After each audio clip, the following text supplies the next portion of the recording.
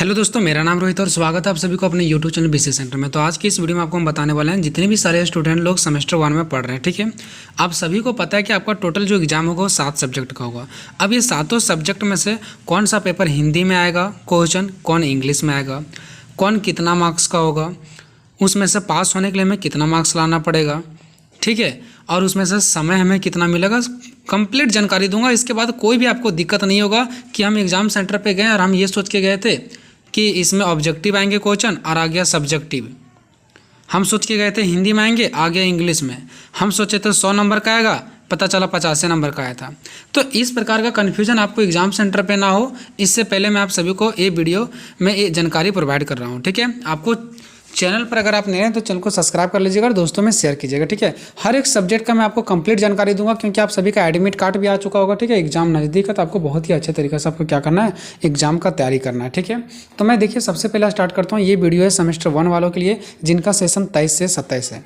ठीक है, अब यहाँ पे आप लोग ये देख सकते हैं कि सेमेस्टर 1 में टोटल जो आपको सब्जेक्ट पढ़ना पड़ता है वो 7 सब्जेक्ट पढ़ना पड़ता है। ठीक है, तो हम स्टार्ट करते हैं नंबर 1 से। ठीक है, हम कंप्लीट जानकारी देंगे आपको।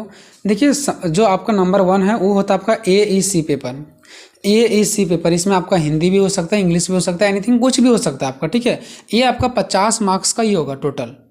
कोई इंटरनल वगैरह इसमें एग्जाम नहीं होता। ठीक है, सिर्फ टोटल आप एग्जाम सेंटर पे जाओगे, आपको वहाँ पे 50 मार्क्स का क्वेश्चन देखने को मिलेगा।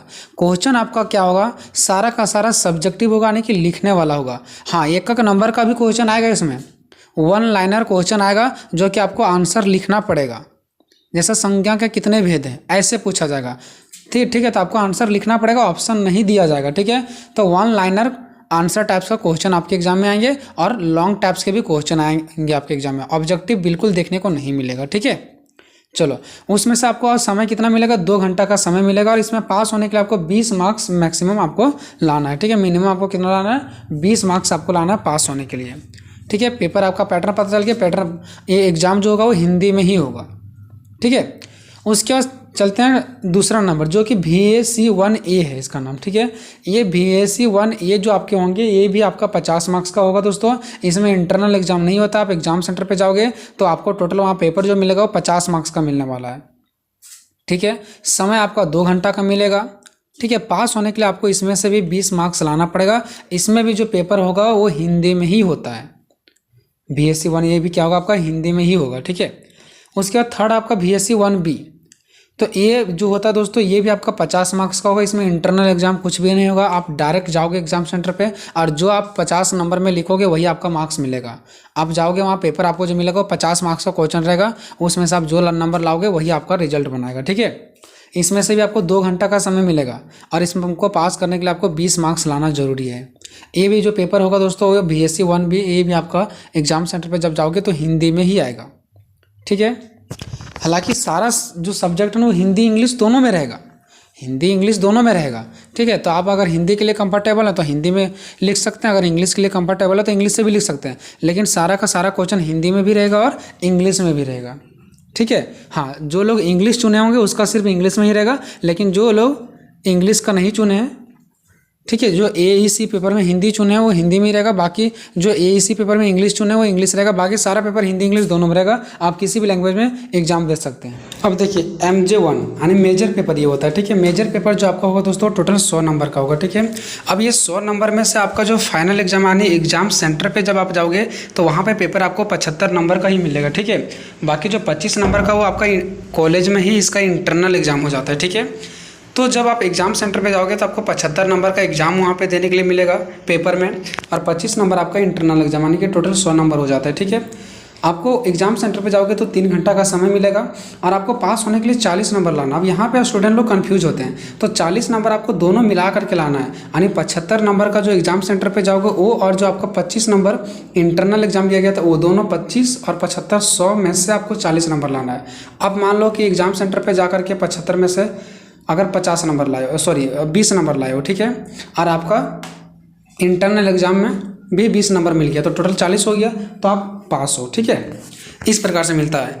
ठीक है, उसके बाद इसमें पास होने के लिए आपको तो 40 मार्क्स बता दिया गया है। उसके बाद नेक्स्ट होता है माइनर पेपर जिसको MN1 ये बोलते हैं। ठीक है, ये भी आपको 100 मार्क्स का होगा जिसमें से 75 मार्क्स आपका एग्जाम सेंटर पे और 25 मार्क्स आपका कॉलेज पे। ये दोनों में मिला करके आपको 100 नंबर लाना है। इसमें आपको जो समय मिलेगा वो 3 घंटा का मिलेगा, ठीक है। उसका छठा पेपर आपका एमडीसी पेपर। अब ये जो एमडीसी पेपर होता है दोस्तों, ये आपका टोटल 75 मार्क्स का ही होगा। इसमें इंटरनल एग्जाम नहीं होता। जब आप फाइनल एग्जाम में जाओगे तो आपको वहाँ पे 75 मार्क्स का क्वेश्चन देखने को मिलेगा।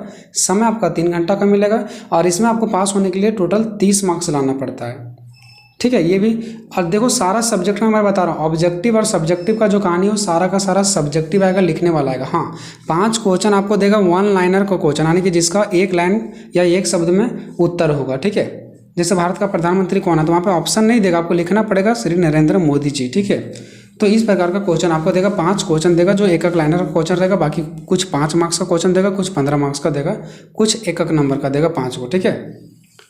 चलो उसके बाद next MDC paper. MDC paper मैंने आप सभी को बता दिया। उसके बाद नेक्स्ट हमारा है 7 नंबर सेक पेपर। सेक पेपर भी आपका 75 मार्क्स का होगा, समय 3 घंटा मिलेगा और आपका टोटल जो इसमें पास होने के लिए आपको 30 मार्क्स लाना पड़ेगा। इस प्रकार से अगर टोटल में बात करूँ सेमेस्टर 1 का, तो टोटल आपको जो मार्क्स आपको अटेंड करना है वो 500 मार्क्स का होता है टोटल सेमेस्टर 1 में, ठीक है।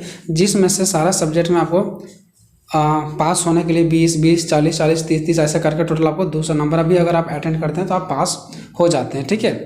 तो इस प्रकार से टोटल 500, पास होने के लिए 200, लेकिन हर एक सब्जेक्ट आपको पास करना पड़ेगा। ऐसा नहीं कि किसी सब्जेक्ट में, मान लीजिए देखिए फर्स्ट सब्जेक्ट में 20 मार्क्स का है, आप इसमें 18 नंबर ही लाएँ और यहाँ पे आप सोच रहे होंगे कि हम 200 नंबर तो ला लेंगे तो हो जाएगा। ऐसा नहीं होगा। सारा सब्जेक्ट में पास मार्क्स लाना ही पड़ेगा आपको।